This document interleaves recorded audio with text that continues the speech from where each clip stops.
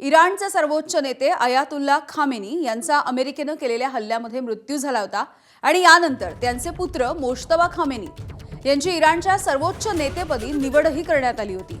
यानंतर अमेरिका इस्रायलनं केलेल्या हल्ल्यामध्ये मोश्तबा देखील जखमी झाल्याची माहिती मिळाली होती।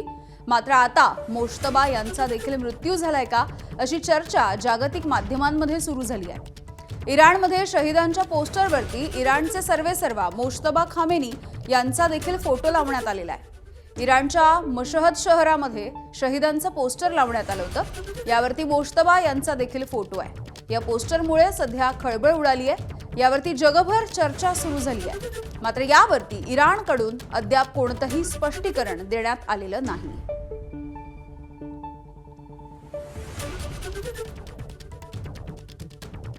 अमेरिका आणि इराण यांच्यामधला बेबनाव अद्यापही कायम आहे आणि दोन्ही देशांमधील शांती वार्तेची दुसरी फेरी ही पुन्हा एकदा फिसकटली आहे।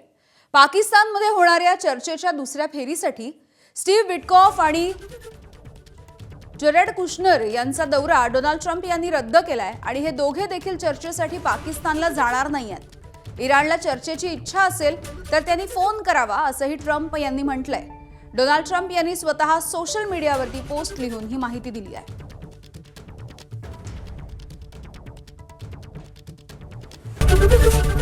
एबीपी माझा, उघडा डोळे बघा नीट।